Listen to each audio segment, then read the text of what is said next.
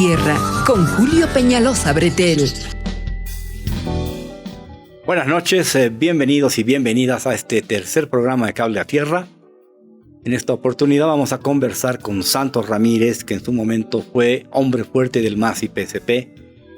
Fue presidente del Senado, fue presidente de Yacimientos Petrolíferos Fiscales Bolivianos. Y un desgraciado episodio de la muerte de un empresario y de toda una trama lo condujo al penal de San Pedro, sentenciado por hechos de corrupción. Él se defendió, por supuesto, pero él tuvo que, entre comillas, pagar sus culpas durante 12 años. Y hace un tiempo, ya hace unos 2 años, que ya ha cumplido con su sentencia ejecutoriada, con su condena. Y hoy día es un militante pastor cristiano que se hizo desde una iglesia que se concibió, se construyó y se pensó llevar adelante de manera efectiva precisamente desde el penal de San Pedro. Santos Ramírez tiene mucha historia que contar. En determinado momento se hablaba de que Santos era el sucesor natural de Evo Morales y en medio se cruzaba un supuesto entorno que veía una amenaza, que representaba una amenaza a Santos Ramírez para sus intereses políticos, porque a ese entorno le interesaba preservar la figura de Evo Morales y que nadie se interpusiera, nadie le hiciera sombra, nadie interfiriera con su proyección, que llegó a determinar que precisamente Evo Morales fue presidente de este país durante casi 15 años. Santos Ramírez tiene muchas cosas que decir. Él está convencido de que hubo toda una trama, una conspiración política contra él, aunque ciertamente no eludirá sus responsabilidades públicas, y por eso tuvo que llegar hasta el penal de San Pedro, pero sigue teniendo la misma lucidez, la misma claridad, la misma mirada, y hoy día utiliza 2 libros referenciales para manejarse en la vida, que son la Biblia y la Constitución Política del Estado, aprobada en Bolivia el año 2009, cuando se convirtió el país en Estado plurinacional de Bolivia, luego de prácticamente toda una vida republicana, y dio lugar supuestamente a cambios de reglas de juego, pero que, según su mirada crítica, siempre lo ha dicho y seguramente lo va a manifestar esta noche, es una constitución que es importantísima como instrumento, pero que todavía no se ha aplicado, no se lleva adelante, no se utiliza en toda su profundidad para convertir a Bolivia en un país donde la democracia representativa se traduzca en democracia efectivamente participativa, y todos los sectores de un país que es plurinacional, que tiene 36 naciones, pueblos e indígenas originarios campesinos, puedan participar en la vida pública. De hecho, ya lo hacen de una mejor manera desde hace aproximadamente 15 años, pero todavía hay camino que recorrer. Vamos a conversar. Será una especie de retrospectiva histórica de lo que ha sucedido en Bolivia en el último tiempo, con Santos Ramírez esta noche aquí en Cable a Tierra.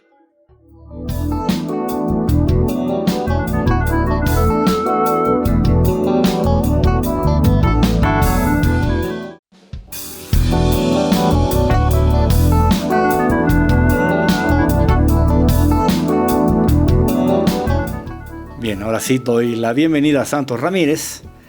Fue presidente del Senado, fue diputado, fue presidente de Yacimientos Petrolíferos Fiscales Bolivianos y ha dejado la política ya activa. Pero dejar la política activa es una cosa y no estar desconectado es otra. Es decir, Santos Ramírez siempre está conectado a la realidad del país. Santos, bienvenido a Cable a Tierra. Hablamos después de mucho tiempo, conversamos con usted. Estuvo un tiempo en un canal de televisión como panelista hace un par de años, creo, en el Alto, pero ha desaparecido del firmamento público porque está muy dedicado a otro tipo de tareas. ¿Cómo es eso de que se inició la iglesia cristiana de la que usted forma parte en el penal de San Pedro? Cuéntenos, por favor.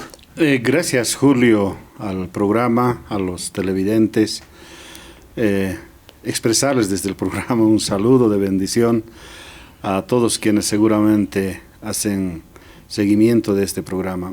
La verdad, yo no tengo una explicación muy técnica, personal, decir yo me convertí porque quería convertirme a ser cristiano. Fue algo que toda mi vida me había formado para desconocer la parte espiritual. O sea, eso es lo que es el marxismo, eso es lo que es el leninismo.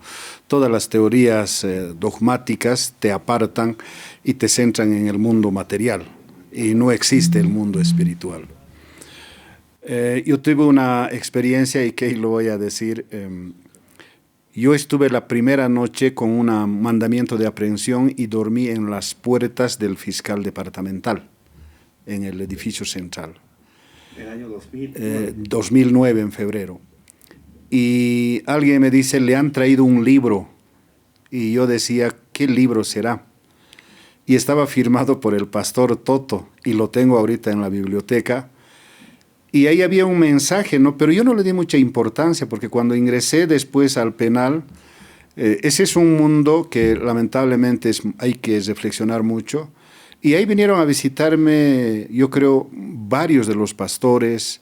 Yo trabajaba en la iglesia cristiana, era docente antes de ser parlamentario en Potosí, era docente de escuelas de Cristo.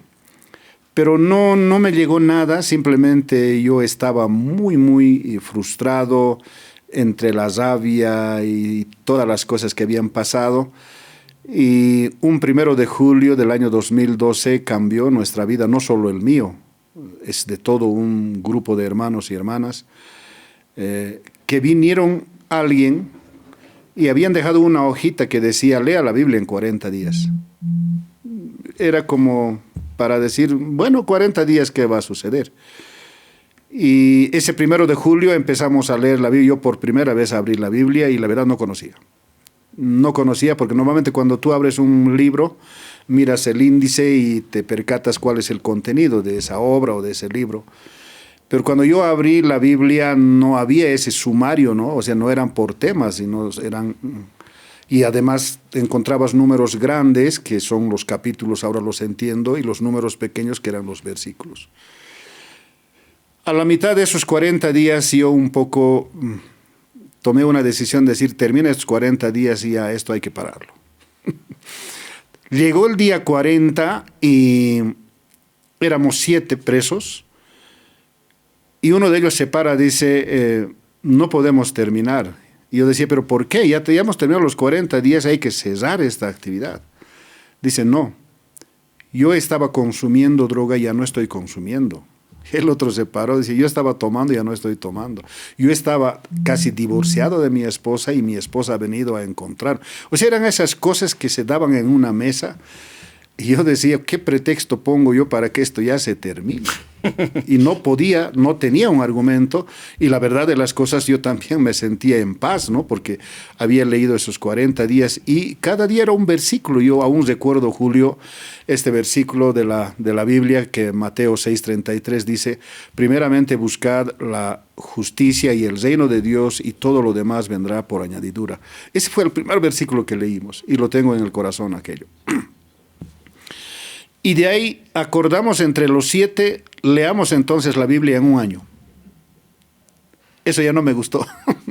Pero empezamos y ahí estamos ahora, son 13 años. Acabamos de festejar un nuevo aniversario de 13 años en la vida de Cristo, administrando el cuerpo de Cristo. Estamos en la iglesia de Aposento Alto Libres en Cristo, estamos en iglesias evangélicas unidas aquí a nivel departamental y a nivel nacional, pero también trabajando con las cárceles. Creo que el Señor nos ha permitido levantar un ministerio. ¿Ha vuelto a ir a San Pedro? No, claro que sí. Ahorita, en este momento están nuestro equipo de líderes y un pastor Flavio, están en este momento en Calauma. Son 600, 700 jóvenes que son nuestros hijos, que son nuestros hermanos menores que están allá. Mayoría son estudiantes de colegio, algunos universitarios.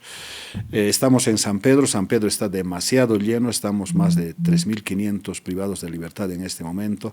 Entonces, el ministerio nuestro es exclusivamente carcelario. Y en ese tiempo conocí a muchos pastores.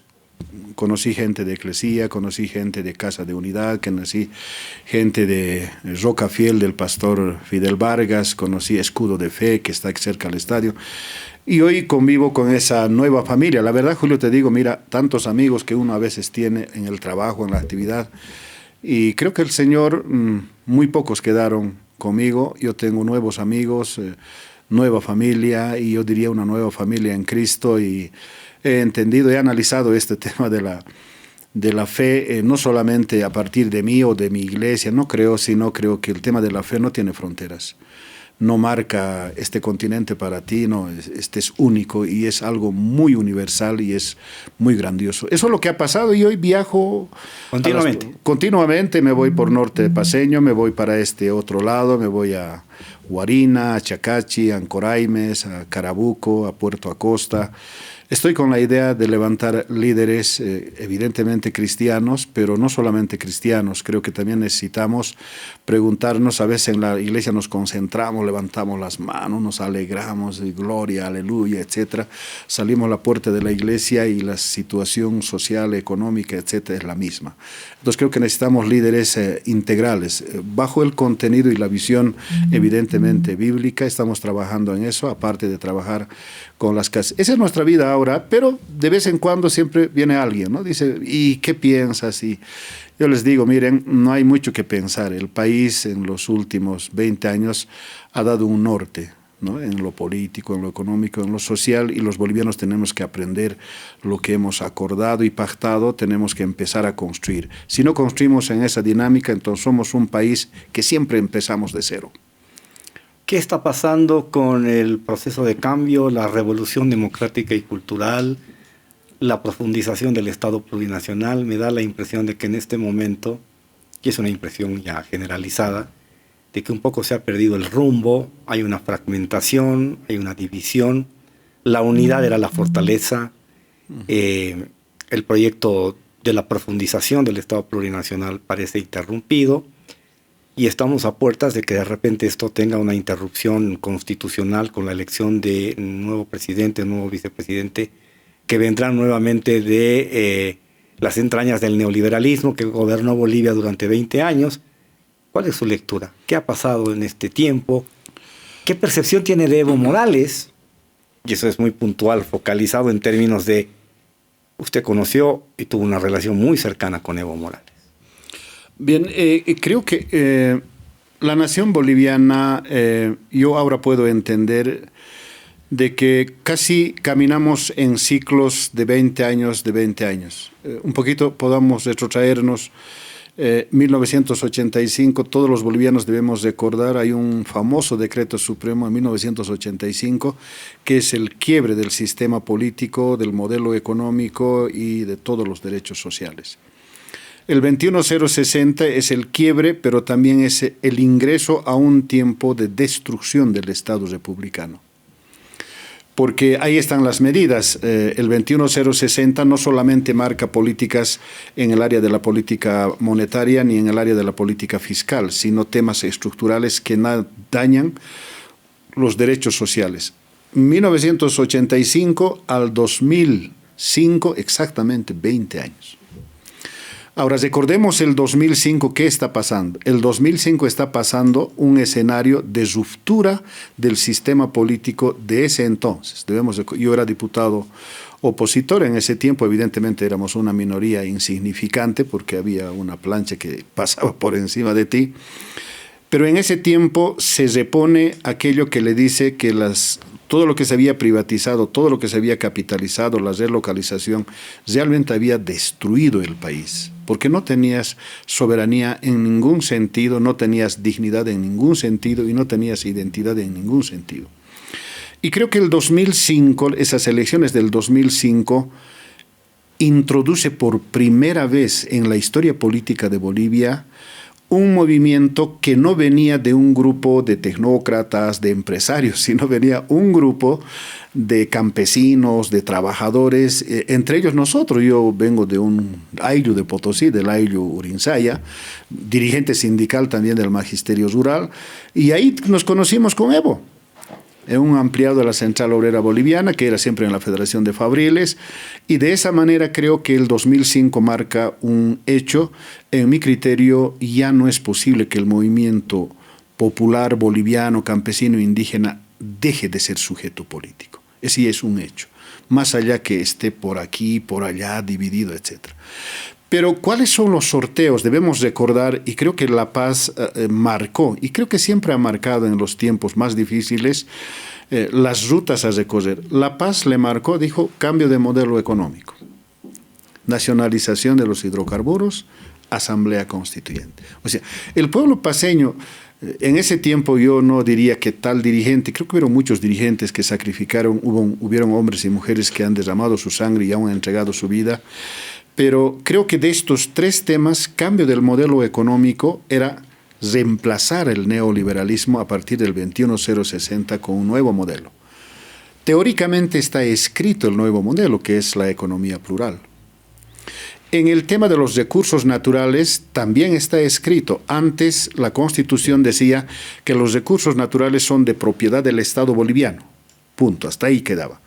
Con la nueva Constitución dice que los recursos naturales son imprescriptibles, pero además son de propiedad del pueblo boliviano, ya no del Estado. Eso significa que cuando yo quiero disponer un recurso natural, no es ya mi voluntad de gobierno, yo debo consultarle al pueblo porque el pueblo es el propietario. Y tercero es el tema de la Asamblea Constituyente. Ahí creo que es el gran problema y es bueno compartir hoy día. Hay una Constitución en nuestro país, la Constitución Política del Estado aprobada en febrero del 2009. Este no es una Constitución del MAS, ojo. No es una Constitución del Movimiento al Socialismo. Esta es una Constitución labrada evidentemente en mayoría con constituyentes del MAS, pero también con constituyentes de todas las fuerzas políticas. Entonces, una Constitución en términos políticos, económicos, sociales, significa que es un pacto de todos los bolivianos. Hasta aquí llegó nuestra capacidad de pactar derechos políticos, derechos económicos y derechos sociales. Y hoy cuando escuchamos a unos y a otros decir como que nosotros ahora vamos a proponer el cambio del modelo, el modelo ya no sirve, etc. Cuando un modelo no ha entrado en vigencia, no puede estar no vigente o vigente porque no ha entrado en vigencia. Entonces, creo que a partir de esto hay un gran desacierto. Creo que los actores políticos, tanto del bloque popular como del bloque de la derecha, no están entendiendo. Ya aquí nos está dando la garantía. En el tema de la democracia, por ejemplo, es algo importante. El artículo 11 de esta Constitución no solamente habla de la democracia representativa, nos está hablando de la democracia directa participativa y de la democracia comunitaria, que a este tiempo lo comunitario se extiende al distrito municipal o a la junta vecinal de cada municipio. ¿Eso qué significa? No existe política de Estado, lamentablemente, para el cumplimiento de esta Constitución. Hoy los bolivianos tenemos una asamblea legislativa. ¿Qué es esa asamblea en términos de democracia? Es democracia representativa. Las asambleas departamentales son democracias representativas. Los consejos municipales son democracias representativas. La pregunta es, ¿dónde está la democracia directa participativa con carácter vinculante y dónde está la democracia comunitaria o distrital municipal? No existe.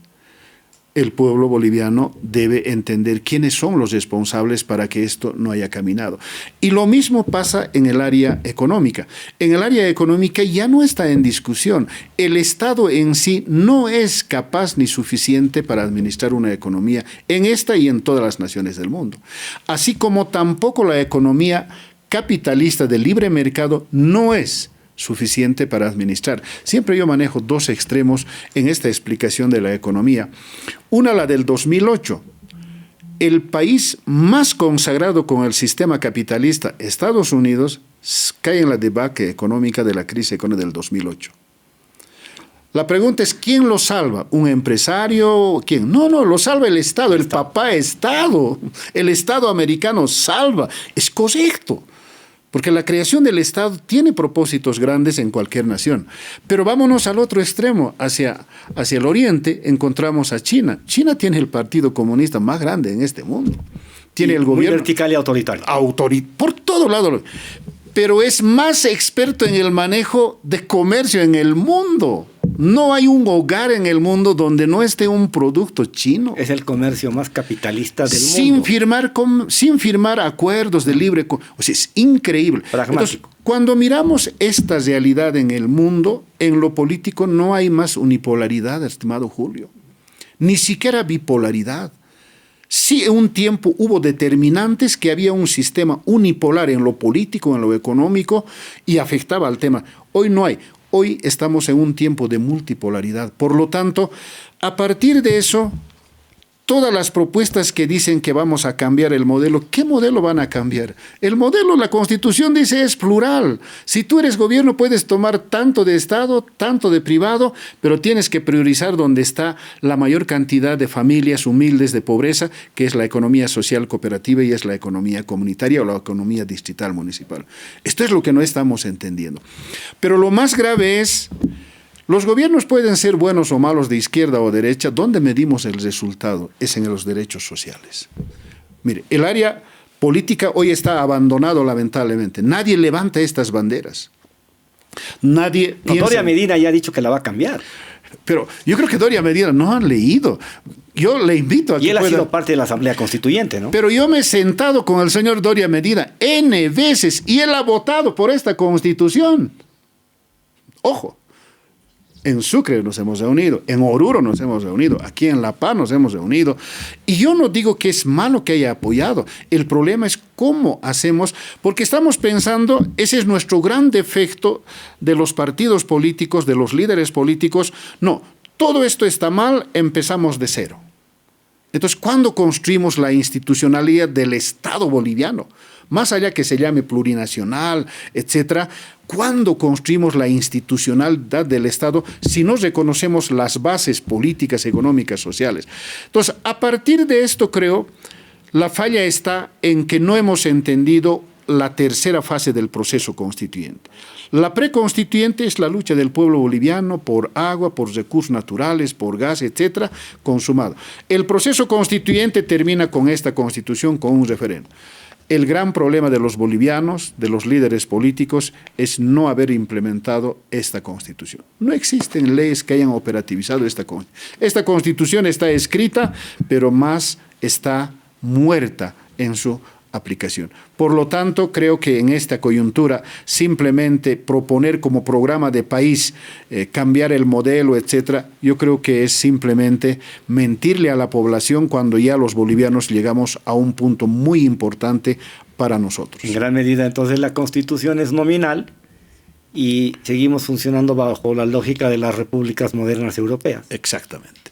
Exactamente. Yo revisaba, por ejemplo, el 21060 liberó casi todo, ¿no? Ordenó la privatización de todas las empresas, liberó todo el tema de las exportaciones, con excepción con algunos rubros.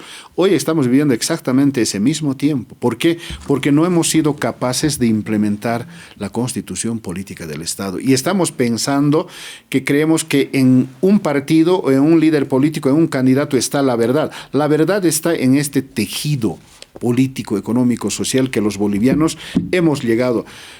Y debes recordar, Tuto negoció la Constitución. Yo no lo veo malo, porque a eso nos sentamos. La democracia es eso, mirarnos, escucharnos, entendernos y acordar y avanzar mirando el país. Es eso la Constitución, no fue otra cosa. Entonces creo que a estas alturas, lamentablemente, todo el mundo pretende en su desesperación recoger el voto, y cuando uno mira las encuestas, evidentemente preocupa porque no hay uno que pase el 20%. Pero entre los indecisos blancos y nulos pasa el 35%, bordea los 40%. Esto es triste. La población boliviana... El bloque popular se ha quedado sin un referente fuerte. En este momento totalmente debilitado. Y los desaciertos son porque hemos perdido la visión de país. Y ese es un grave problema. O sea, si los gestores del proyecto país no entienden cuál es el proceso postconstituyente, evidentemente tenemos problemas como país. Estamos en un momento difícil y me da la sensación siempre de que Bolivia, cada vez que se aproximan procesos electorales, se declara país en transición. ¿Cuándo vamos a terminar haciendo de los procesos políticos procesos de mediano y largo plazo? La revolución del 52 fue un proceso y bajo la mirada de una proyección de un programa de mediano y largo plazo, y la revolución democrática y cultural lo mismo. Son los dos grandes, digamos, en los últimos 50, 70 años, los dos grandes proyectos nacionales. pero me da la sensación de que eso se ha vaciado de contenido y hoy día ya no se discute. Exactamente, lo que tú decías, el punto de partida de la década del 50, el 52 en particular, viene muy, muy similar a los derechos postulados el 2005. El 52 se abre varias cosas, por ejemplo, se liquida el latifundio en Bolivia. En otras palabras, se implementa el voto universal, particularmente reconociéndole a la mujer con ese mismo derecho de poder elegir y ser elegido. Y se hace cambios en el fondo de la economía, que son la nacionalización en particular de las minas. Pero ese proceso es el que más tiempo dura, 52 hasta el 82. ¿Eso qué significa? Significa que hay modelos que no son eternos porque la política es dinámica, la economía es dinámica, los derechos sociales también son dinámicos, son universales pero son dinámicos. Entonces creo que eso no estamos entendiendo. Hoy, lamentablemente, cualquiera que estuviera en el gobierno quiere empezar de cero. Entonces no estamos construyendo un Estado institucional con cimiento, con fundamentos. Y eso duele, ¿por qué? Porque mañana pasado va a venir otro, lo va a volver a cambiar. Y otra vez de cero. Otra vez de cero. Y nunca avanzamos. Entonces creo que tenemos el eterno comienzo. El eterno comienzo le hace mucho mal a los derechos políticos, a los derechos económicos y sociales de los bolivianos. Y por eso creo que desde el programa yo convoco a todos los hombres y mujeres, sean de izquierda, de centro, de derecha, un poco revisemos este avance, este pacto político, económico, social de los bolivianos, que no se lo ha implementado, se lo ha dejado ahí. Y creo que ese es el desafío de todos, aparte de convocar por el voto, de querer interpretar qué siente el pueblo. Creo que el pueblo boliviano no se siente representado por nuestro sistema político en esta coyuntura. Bien, vamos a hacer una pausa y en el siguiente bloque del programa, el tercer bloque y último, conversamos sobre los actores de carne y hueso. ¿Quién es quién? ¿Quién ha hecho qué en estos últimos 20 años en el país? Pausa.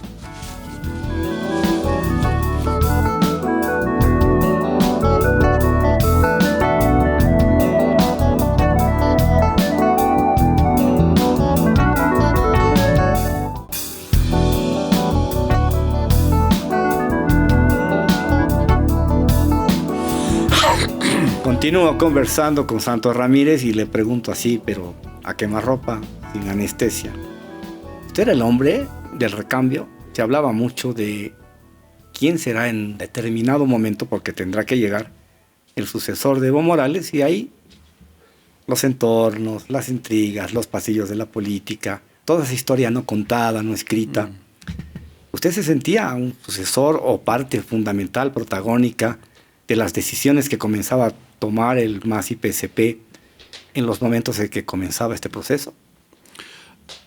Es bueno decirle una verdad desde los micrófonos en tu programa, Julio. Creo que ninguno del equipo estaba preparado para dirigir la nación. Yo recuerdo... Ninguno. ¿Por qué? Porque a pesar que habíamos caminado por varios lugares, ¿no? El equipo se trasladaba a Cuba, se trasladaba a Venezuela, se trasladaba a algunos otros países de Europa para escuchar, para intentar aprender cómo es esto. Pero cuando se consuma la victoria del 2005, cuando empieza a conformarse el gabinete que lo dirige evidentemente Evo, nos encontramos en Palacio. Yo recuerdo, estaba Evo, estaba Filemón, estaba Jorge Alvarado, estaba Novillo, estaba mi persona y a unos 3 o 4 dirigentes más, y en la mesa dijimos, ¿qué hacemos? Eso me dio la impresión que no estábamos preparados. Y ahí viene el reciclaje de la gente que ya estaba en función de gobierno. Ahí se recicla, ¿no? Pero a partir de eso, yo la verdad debo confesar, y también eso públicamente ha sido probado, yo creo que fui el militante y el soldado más fiel y con convicciones en el proyecto y en el líder. Y después me di cuenta que yo en verdad estaba equivocado. Cuando se diseñó todo el proyecto, cuando se pensó que la revolución democrática y cultural ha venido para cambiar todas las estructuras no las reformas, los cambios estructurales. Eso significa precisamente los cambios de las estructuras políticas, económicas, sociales. Y ahí creo que la gente ha empezado a sentir como que, por ejemplo, cuando decimos democracia directa participativa, es que el pueblo debe participar. Y uno dice, pero yo soy de una junta de vecinos, o yo soy de un sindicato, ¿y cómo participo? Es que todo lo que tú deliberas tiene carácter vinculante. Si hoy deliberamos en este barrio que esta calle está mal adoquinada y tiene que adoquinarse, entonces eso tiene que tener carácter vinculante. Evidentemente no va a ir al Estado, no va a ir al gobierno departamental, pero va a ir al gobierno municipal. Eso quiere decir que sí o sí esas necesidades deben ser resueltas. Entonces, cuando miramos eso, alguien se inventó, debemos recordarlo, la agenda del Bicentenario. La agenda del Bicentenario, en un análisis profundo, es la traición a la Constitución. ¿Saben? En la agenda del Bicentenario, si lo revisamos, cualquiera podemos revisarlo, en la última parte se le coloca salida al mar. O sea, todo se va anotando y se le coloca salida al mar. Esa agenda bicentenario, los autores intelectuales, es el entorno de Evo Morales. No es otra cosa. Y el entorno de Evo Morales fue Álvaro García Linera, fue Juan Ramón, después se sumó Héctor Arce, después se sumó Carlos Romero, y hubieron otros hermanos más que ahí se sumaron. O sea, esa gente es el que no vio esto. Esto es bueno, hermanos y hermanas bolivianas, esto es bueno para Bolivia, para zurdos y no zurdos, para derechosos y no derechosos, para centristas y no centristas. Esto es bueno, porque no necesitas cuestionar ni al Estado, ni al privado, ni a lo social cooperativo, ni a lo comunitario. Esto es bueno. Profundicemos la democracia, entonces vayamos a la Constitución. Y a partir de eso, yo me recuerdo, yo veía cómo se movían grupo aquí, grupo allá. Había un grupo cesado a la cabeza de Evo, estaba ahí Filemón, etc. Yo era nuevo porque había llegado como diputado plurinominal por Potosí, y yo decía, ¿y cómo hago? ¿Qué hago? Entonces yo empecé a preocuparme, y justo hubo el referéndum sobre el tema de YPFB, la ley de hidrocarburos, la participación, que lo llevó a cabo el expresidente Mesa. Y me dan esa tarea de poder trabajar la ley de hidrocarburos. Ese fue el desafío. Y yo, la verdad, venía de un departamento minero. Entendía algo de minería, pero no entendía nada de hidrocarburos, pero asimilamos en un equipo que podíamos trabajar esa ley en base al referéndum que había lanzado el presidente de ese entonces. Una vez que se consuma esa ley, la verdad de las cosas, hoy Bolivia vive gracias a esa ley. Si no hubiéramos fijado esa distribución de recursos, hoy reciben plata, el gobierno nacional recibe plata, los gobiernos departamentales, los gobiernos municipales, las universidades, los pueblos indígenas, el sistema de salud, la policía. Yo creo que hubiera sido mucho más triste, porque ahí se marca no solamente el sistema regalitario, se implementa un sistema híbrido entre regalitario e impositivo, que es el IDH. Entonces, cuando pasa ese fenómeno, evidentemente me hago un poquito más visible y empiezo a sentir, lugar donde llego, dice, tú eres el segundo Evo. Después del Evo eres vos. Yo, la verdad, he tenido como 3 tentaciones en la política, y eso se lo confesé en Palacio a Evo. La primera tentación, vinieron los camaradas del Partido Comunista y me dijeron, Santos, estás perdiendo tu tiempo al lado de Evo. Tú levanta las banderas de Marcelo Quiroga Santa Cruz y caminemos. Esa noche, casi a la medianoche, pasé a Palacio y le dije, Evo, hay este grupo que ha venido, tal, tan honesto y transparente con el liderazgo de Evo, y él me dijo, vamos a tener esto y mucho. Y así fue, 2 veces más, que no los tomamos en cuenta, que los abandonamos, pero la gente ya cada vez que llegaba, y era yo creo que uno de los pocos diputados senadores que no estaba descansando fin de semana. Yo estaba en Pando, estaba en Beni, estaba en Tarija, y este último me tocó viajar a Beni y yo me sorprendí. Claro, ahí están los hermanos, las hermanas con los que construí, pero esta vez los vi en 3 frentes. Unos dicen, nosotros defendemos a nuestro líder histórico, y los otros me dicen, no, nosotros queremos renovación con Andrónico, y otros dicen, nosotros vamos a quedarnos. Eran los mismos hermanos que se habían fracturado en 3 frentes. Entonces ahí creo que vino el celo, el Congreso de Oruro. Yo estaba en la dirección, yo era dirigente nacional del MAS, ¿no? Que evidentemente hicimos muchas cosas ahí. Ahí creo que llegó el celo. Yo creo que le llegó también a Evo el celo. Ahora puedo entender.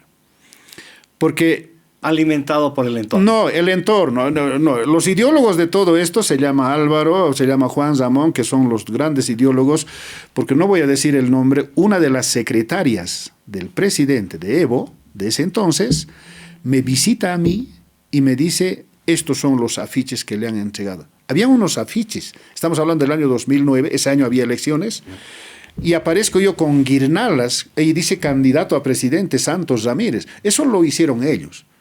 Pero yo nunca fui candidato. Una intriga política. No, claro, evidentemente.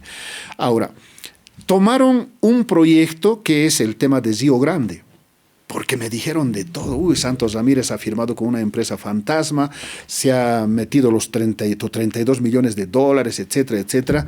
La planta de Río Grande hoy funciona. Hoy le da plata al país. Y posterior a eso, Evo, en ese entonces un ministro de hidrocarburos, hicieron una auditoría internacional en Estados Unidos. Y la auditoría internacional les dijo que la planta está construida el 65%. Era 86 millones el costo de la planta, se había pagado 32. Y 65% no era los 32 millones, o sea, era menos. Entonces, pero creo que ellos muy efectivamente lograron tumbar. Y de ahí no solamente fue ese proceso, a mí me sembraron como campo minado. ¿Y por qué compraste, por decir, telas? Lo acusaron de todo. Botas para los trabajadores. O sea, era para no salir. Era para liquidarlo políticamente. No, para liquidarle, ¿no? Algún periodista me dijo, Santos, saca tu manito debajo de la tierra, me dijo algún periodista. ¿Y cómo es eso? Le digo, habla. Yo, la verdad, muy poco he hablado. Como tú decías, fuimos a ese programa 3 meses, pero la verdad de las cosas ya no me sentía cómodo porque ya tengo mis convicciones, mi tercera convicción con Dios, con Jesús, con el Espíritu Santo y con la Biblia. Esta es, creo, la convicción más grande de mi vida con la que seguramente voy a terminar. Entonces, eso me prohíbe ahora, no es que lo ignoro la política, es parte de la política, es parte de la economía, es parte de los derechos sociales, pero ya no soy decir, vamos por aquí, vamos. No, absolutamente, no tengo. Sí, les doy alguna conversación, alguna charla, algún amigo que me encuentra en la calle dice, hermano Santos, no te he venido a visitar, me dice, tomaremos unas cervecitas. Yo le digo, compra Biblias. Miren cómo la gente estamos con 2 mentalidades distintas. Los que estamos cerca a Dios tenemos corazón, mente, palabra distinta, y los que no están al lado ni cerca del Señor tienen corazón, mente, palabra apartada. Y los mejores fundamentos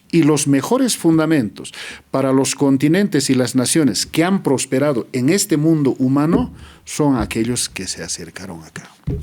No es casualidad que Estados Unidos haya sido en su momento un país económicamente potencia, etcétera, etcétera, porque los asesores no eran expertos profesionales, eran pastores y eran ancianos. Lo mismo ha pasado en la vieja Europa, lo mismo ha pasado en la Inglaterra, hoy está pasando en Corea del Sur, un país tan pequeñísimo, volcado a la palabra del Señor, está haciendo una tremenda revolución en cuanto a valores y principios. Y nosotros los bolivianos necesitamos.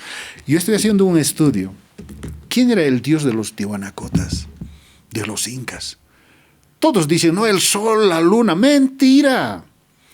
Estoy en la mitad de esa investigación y resulta que los tiwanacotas, el imperio incaico, su dios se llama Huiracocha. Y Huiracocha es el dios creador de los cielos, de la tierra. Pero a nosotros nos han hecho creer que nuestro dios es el sol, la luna y la tierra, y la madre Pachamama. Falso.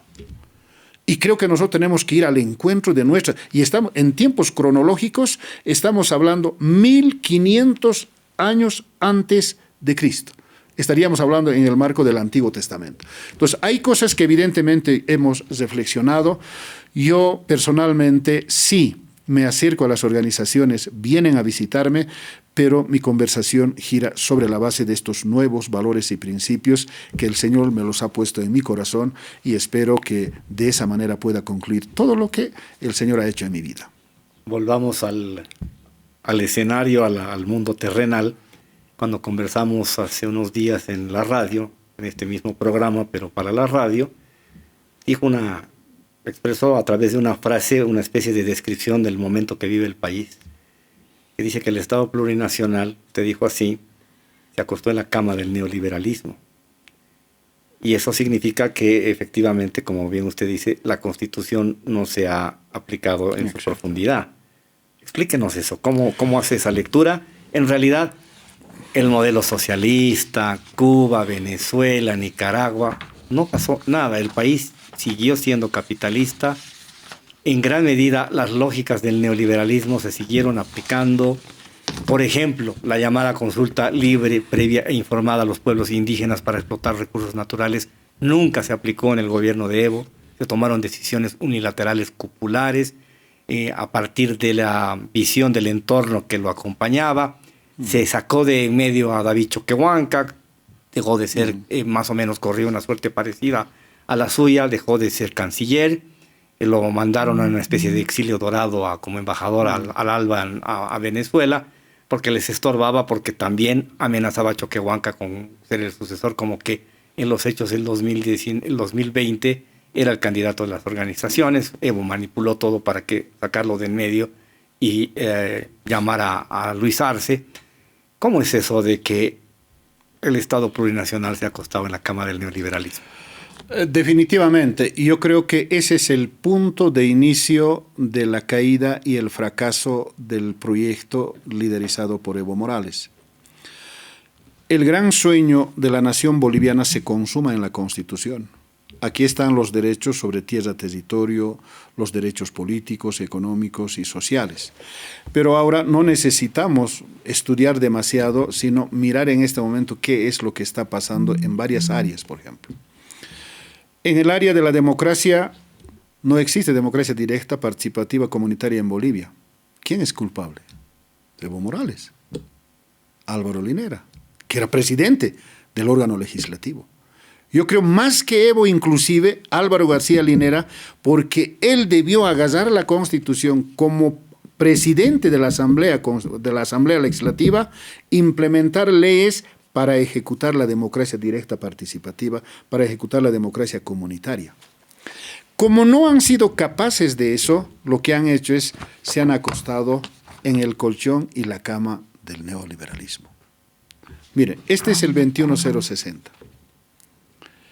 Este 21060... Con eso Bolivia funcionó 20 años. Y sigue funcionando. Con un decreto.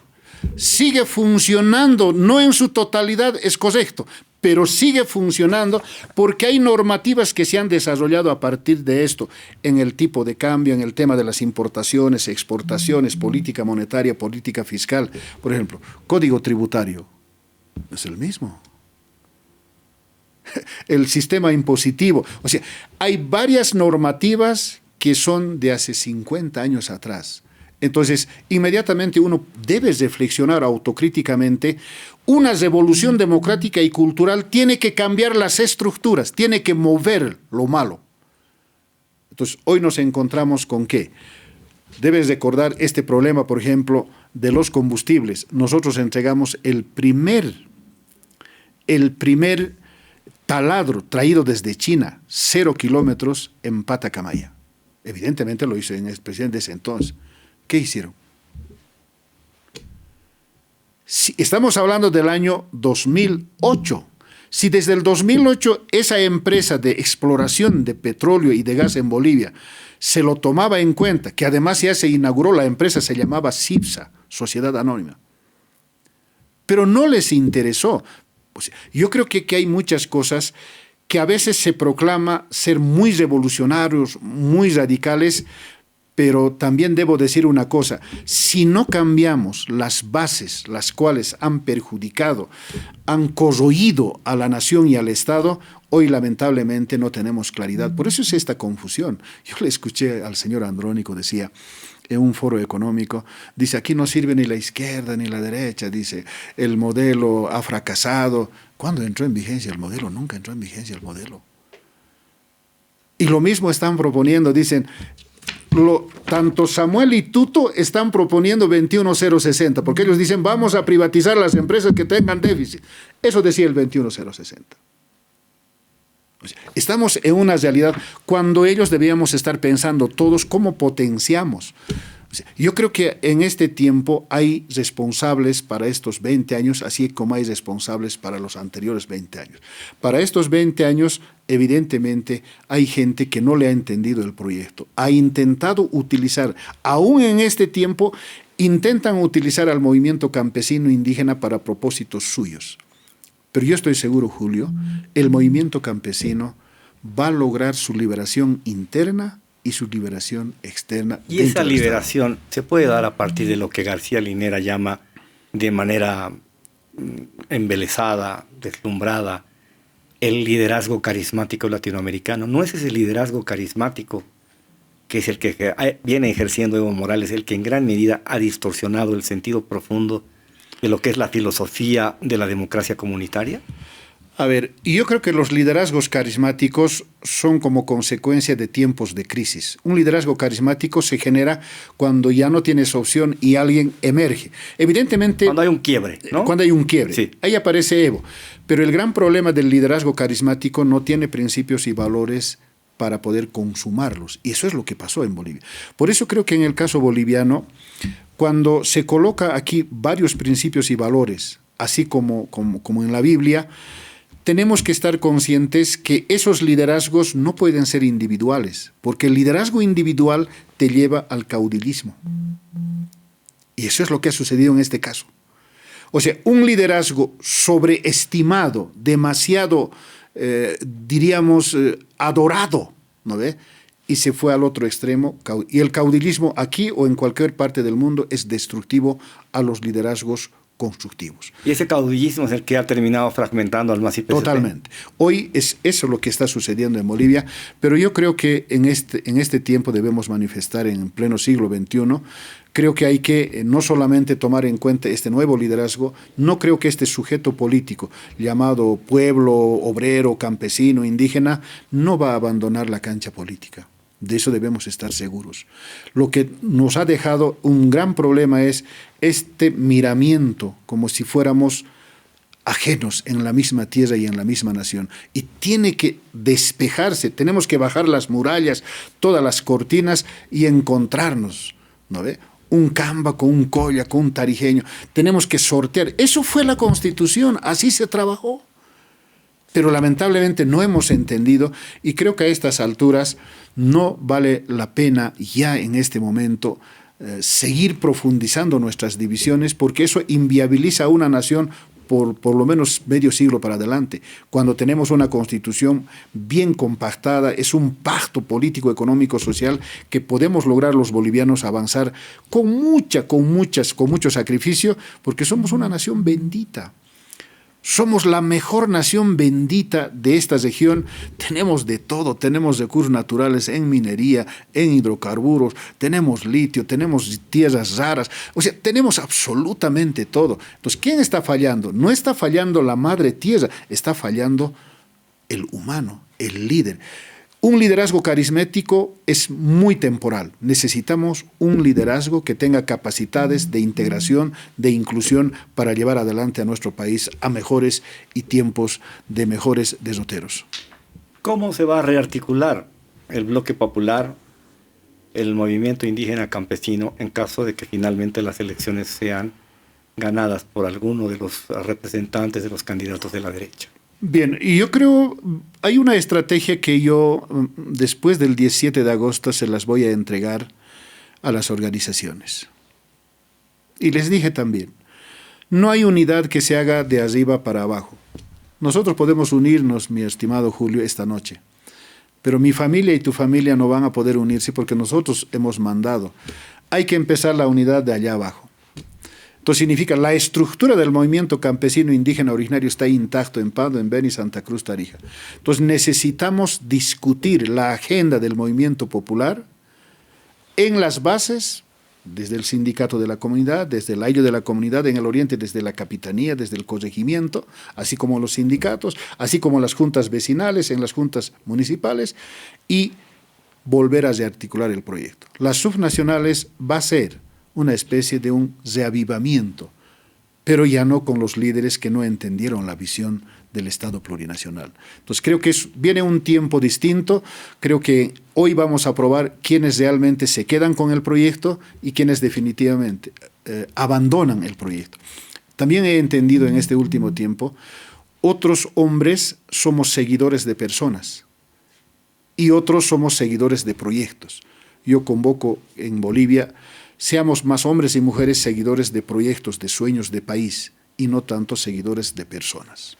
El sujeto histórico sigue siendo indígena, originario, campesino y es un sujeto colectivo, no es una persona única. Definitivamente, yo concuaso, pero que además se ha ampliado en este tiempo. Cuando tú miras el sujeto histórico colectivo, no me refiero solo al sindicato, me refiero también a la junta de vecinos, a la junta de padres de familia, una asociación. Ese sujeto político está en cancha, es difícil extirparlo. No va a haber posibilidad. Por eso es que la propia derecha ahora camina detrás del sujeto histórico, ¿no es cierto? Se viste, se pone su poncho, aparece bailando, etc. ¿Por qué? Porque sabe, pero sin este sujeto histórico es difícil encontrar. Y por eso creemos que hay que volver a levantar la unidad, pero desde la base, con la visión de país construida, con el pensamiento soñando en el rojo, amarillo y verde. Creo que es tiempo de que podamos aportar ustedes desde estos espacios, nosotros tal vez desde la iglesia o desde donde podamos, pero necesitamos los bolivianos tener más seguridad, más conciliación, más unidad, pero también mayores perspectivas, porque detrás de nosotros vienen nuestros hijos. Y detrás de nuestros hijos vienen los hijos que serían nuestros nietos. Solo desde la iglesia no hay posibilidades, no ha vislumbrado la posibilidad de volver a la arena política. Miren, en el círculo de la familia cristiana, yo siempre digo, esta vez no voy a seguir a una persona, pero voy a seguir a Cristo. Por lo tanto, cuanto haga hoy o mañana, será en la voluntad de Él. Muy bien. Muchísimas gracias, Santos Ramírez, por este tiempo. Hemos logrado una mirada retrospectiva histórica en apenas 50 minutos, que me parece excepcional, con una experiencia enormísima, con un protagonismo, una participación en la vida pública, la vida política boliviana, sobre todo a partir de esto que Santos Ramírez defiende de una manera absolutamente convencida, que es la constitución política del Estado que ha dado lugar a que hoy día seamos Estado plurinacional de Bolivia. Muchísimas gracias y seguimos con el programa en una próxima oportunidad. Buenas noches.